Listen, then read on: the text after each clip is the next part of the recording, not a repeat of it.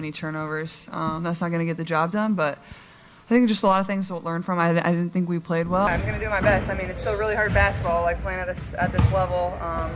Everybody's going to be, competing really hard coming back from the break, obviously with playoffs on the line. Did you see Caitlin Clark go down? Man, that looked painful. But here's the thing. It's not just about the injury. It's about what happens next. And trust me, you're going to want to hear this. Everyone held their breaths when Caitlin Clark fell to the ground. But what was she thinking about? You would assume she would be in a panic. Nope. What's really amazing is how Clark handled the injury. It's hardly what you would anticipate from a budding celebrity who might be having a setback in her career. Sports injuries aren't merely physical. Here's the deal. They also play with your mind. Many times, athletes panic, wondering if they will ever be able to play the same way. But Clark, she's laughing about it out here. Is that really true? I would have liked to play a little better tonight. I think all of us would say that if we were all sitting up here, and as a team collectively, we would have liked to play better. Well, the first thing is I feel like I know if it's going in right off my hand. And I think that just speaks to how much time I put in and how many shots I've taken. Caitlin Clark unloads! Clark gave us this amazing quote following the game, where sometimes you just need a second to give yourself a second. It just kind of stings for a little bit. That goes beyond a player ignoring an injury. That alone demonstrates extreme mental toughness. Hold on, things get better.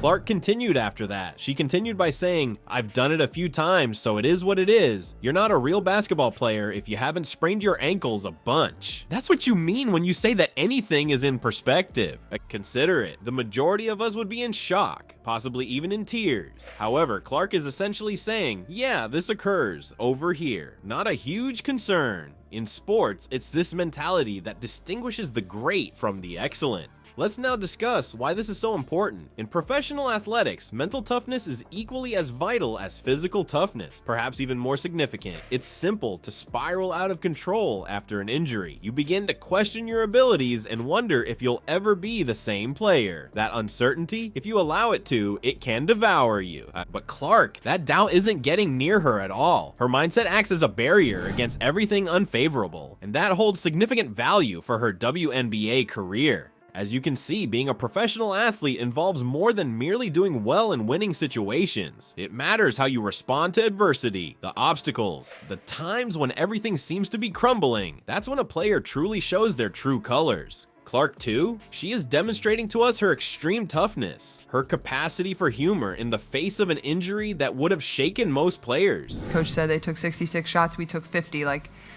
It's really hard to win games when you give them 16 more opportunities than we had. I had a lot of fun just playing and enjoying the atmosphere, talking with the people courtside.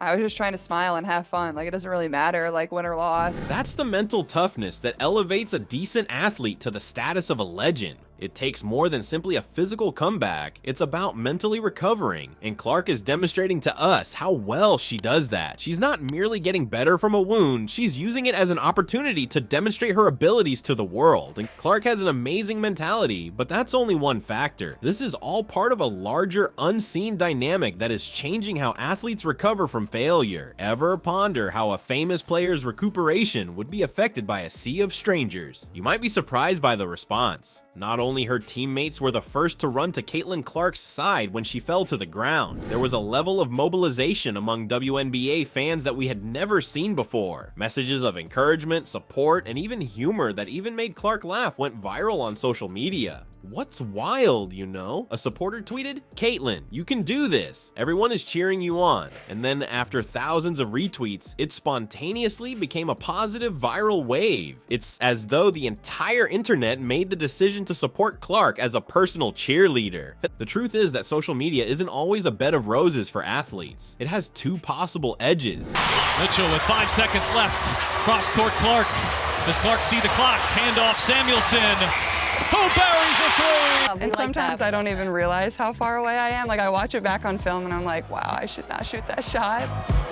You can be euphoric about the support of your fans one moment and having to dodge haters the next. But for Clark, everything was love. Imagine receiving hundreds of messages informing you that you are loved and respected by complete strangers when you get up. That's what happened to Clark. This type of encouragement has the potential to affect an athlete's recuperation and goes beyond simply making them feel good. It feels like an entire army is rooting for you to improve. But Clark and her group did not simply take it all in, they became astute about it. To update followers on her recuperation, they posted updates on social media. With a brief tweet here and an Instagram story there, fans were able to feel involved in Clark's comeback to the court. But it's not just about Clark here, it's altering the way that all athletes compete. Just consider this. In the past, if you were hurt, you would heal and return at your convenience. Right now, followers are by your side the entire time. It seems as though they are receiving treatment beside you. But first, let's discuss why this is so important. Your mental toughness is critical when an athlete gets hurt, and realizing that thousands, if not millions of people are supporting you. That will help you heal like crazy. Clark is utilizing this encouragement to power her return. Every encouraging tweet and helpful remark she receives motivates her to work even harder and heal more quickly. It's transforming what might have been a disaster into an enduring comeback tale. One rookie is moving off the court while Clark fights her injury. Just have all the confidence in the world. The basket looks really big, so I know exactly how she felt. Like she